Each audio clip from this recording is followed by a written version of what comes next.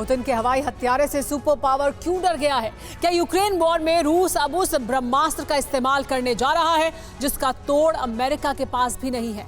Ukraine युद्ध के खात्मे का प्लान पुतिन ने तैयार कर लिया है। पुतिन अब यूक्रेन में मानव रहित किलर यानी अनमैन्ड एयरशिप तैनात कर सकते हैं। कहा जा रहा है कि यह इतना घातक है कि इसके हमले को सुपर पावर अमेरिका भी नहीं रोक सकता। तो क्या अब अगले कुछ दिनों में यूक्रेन के लिए वॉर का आखिरी चैप्टर ही बाकी रह गया है?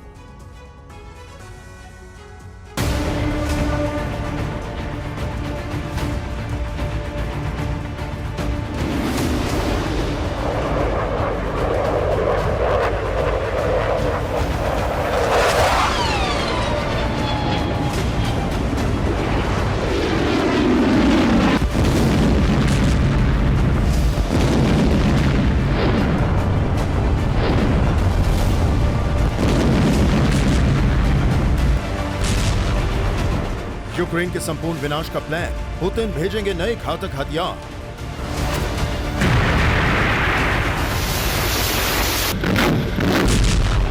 यूक्रेन की तबाही का विप, रूस रेडी करेगा अनमैन्ड एयरशिप। सुपर पावर भी नहीं रोक पाएगा अटैक, पुतिन करेंगे वॉर हाईजैक।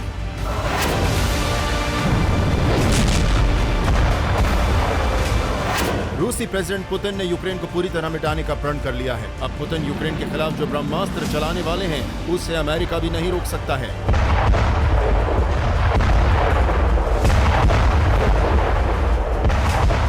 पुतिन यूक्रेन के साथ युद्ध को निर्णायक रूप से खत्म करने के लिए अनमैन्ड एयरशिप वॉर रेडी कर सकते हैं। इस बात की तरफ इशारा एक रूसी डिफेंस एक्सपर्ट ने किया है। एरोनॉटिक्स बुलेटिन पत्रिका के प्रधान संपादक और रूसी वैमानिकी आयोग की मॉस्को शाखा के कार्यवाहक प्रमुख सर्गेई बेंडिन ने कहा कि रूस युद्ध में एरोस्टेट्स का इस्तेमाल कर सकता है।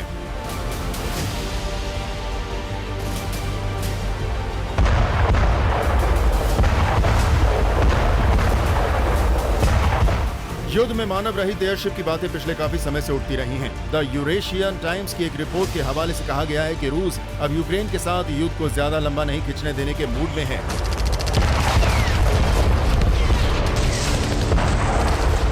पुतिन जल्द से जल्द यूक्रेन को पूरी तरह नेस्तनाबूद कर देना चाहते हैं।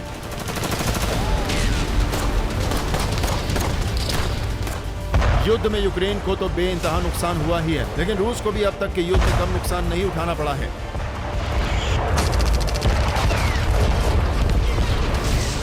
ऐसे में पुतिन अब अपने कम से कम सैनिकों की जान को दांव पर लगाना चाहते हैं। इसलिए रूसी एक्सपर्ट्स मानते हैं कि पुतिन अब जंग में अनमैन्ड वॉरशिप को तैनात करना चाहते हैं।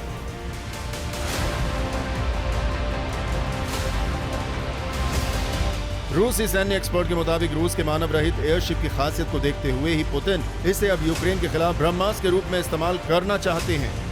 एरोस्टेट्स के बारे में कहा जाता है कि ये स्थायी हवाई रडार और निगरानी कवरेज प्रदान कर सकते हैं। इसे संयुक्त वायु रक्षा नेटवर्क का हिस्सा बनाया जा सकता है। एरोस्टेट्स एयरशिप का ही एक रूप है। इसमें एयर एक्टिविटी के लिए प्रोपेलर या इंजन नहीं होता। इसमें महीनों तक हवा में रहने की क्षमता होती है। ये लंबे समय तक हवा में रहकर कम्युनिकेशन जारी रख सकता है। ये फ्रंट लाइन से 20 से 30 किलोमीटर दूर रहकर भी मोबाइल इंटरनेट या इलेक्ट्रॉनिक युद्ध प्रणाली से जुड़ा रह सकता है।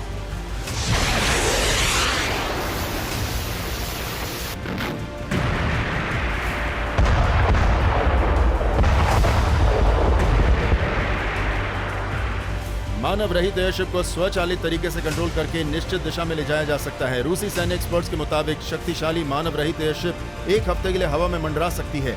साथ ही वो रूसी सैनिकों को दुश्मन के ड्रोन के खिलाफ भी मुकम्मल सुरक्षा मुहैया करा सकती है।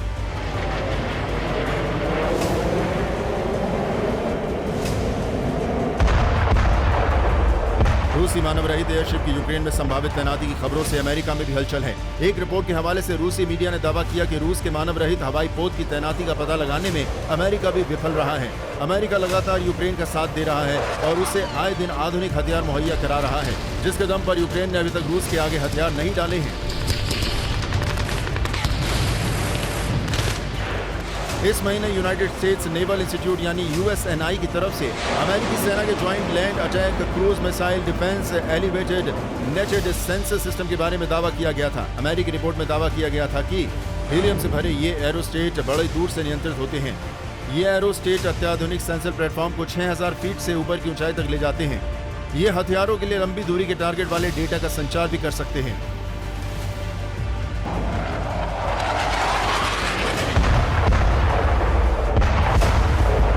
लेकिन रूसी एक्सपर्ट्स का दावा है कि पुतिन जिन अनमैन्ड एयरशिप को यूक्रेन में रेडी करने वाले हैं, उनका तोड़ अमेरिका के पास भी नहीं है।